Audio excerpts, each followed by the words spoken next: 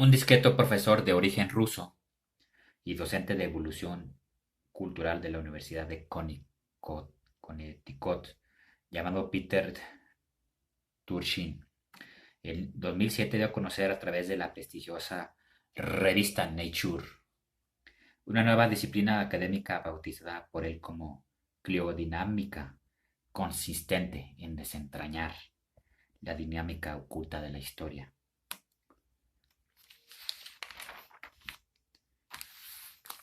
Tras echar la vista atrás y revisar las cifras demográficas, la conflictividad política, la fuerza del aparato del Estado y la estructura de la sociedad estadounidenses desde la independencia de la nación hasta nuestros días, extrajo una serie de variables significativas que alentaban repetitivos ciclos de violencia cada 50 años con una exactitud casi matemática. 1870, 1920 y 1970. Establecida esa reiteración, no resultaba nada descabellado prever que la siguiente fase de disturbios transcurriría en 2020. Turchin profundizó aún más en su hipótesis, procurando desvelar el mecanismo latente que desencadenaba esa secuencia implacable. En su opinión, habría un cóctel de problemáticas, tendencias estructurales nunca bien resueltas y vinculadas a las fuerzas demográficas, el empoderamiento popular, la competencia por los recursos dentro de las élites y la debilidad estatal. Las presiones estructurales para la inestabilidad en Estados Unidos siguen aumentando.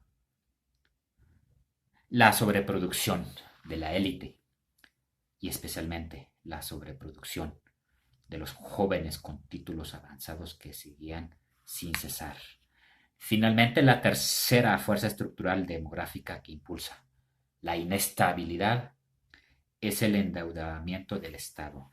En una entrevista reciente para la revista Vice, Turchin señalaba que Donald Trump es un buen ejemplo de conflicto intra-élite.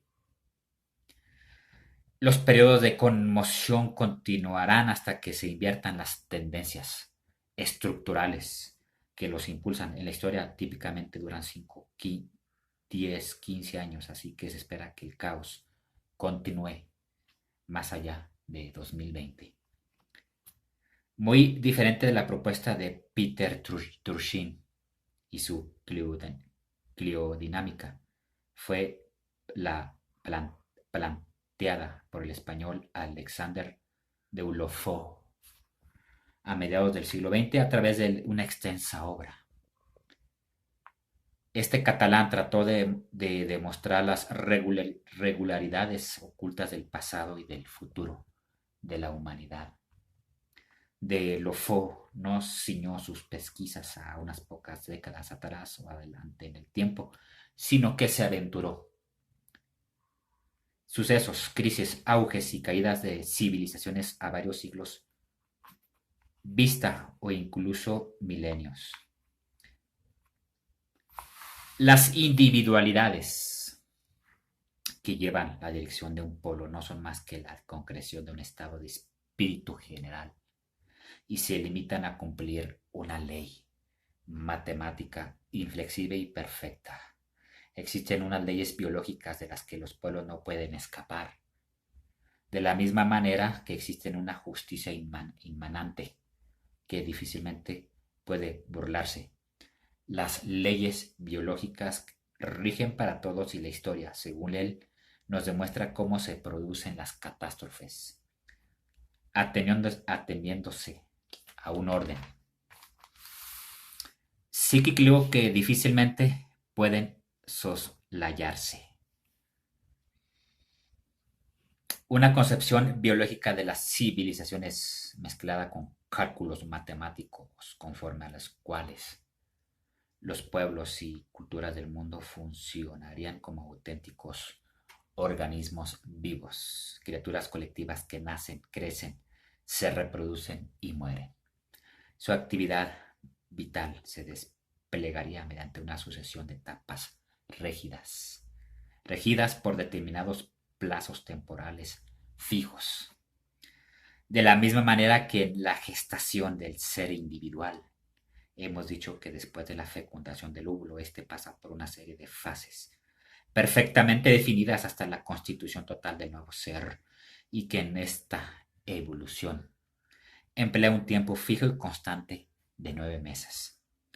Igualmente, las colectividades humanas, a partir de un estado de sociedad primaria, evolucionan pasando por una serie de fases para llegar a una organización completa o imperio, empleando en esta evolución para todas ellas al mismo tiempo, es decir, 6 siglos y medio.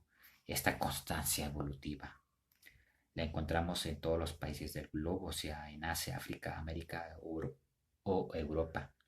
Y en todas ellas repetimos, esta evolución tarda en realizarse 6 siglos y medio.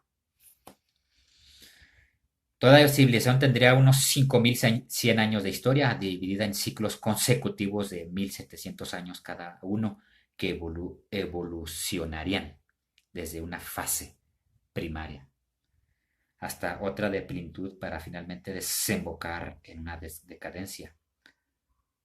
Se asignaba diferentes subdivisiones temporales internas a estas fases, un primer periodo de 650 años para el fraccionamiento demográfico o federal, seguido de otro momento calificado como imperial, o de una unificación política cuya duración abarcaría 1050 años hasta completar de ese modo los 1700 del ciclo completo. Por último, la dinámica de cada ciclo no estaría exenta de contrariedades, quedando sometida a idas y venidas, avances y retrocesos igualmente subordinados a una regla o ley universal.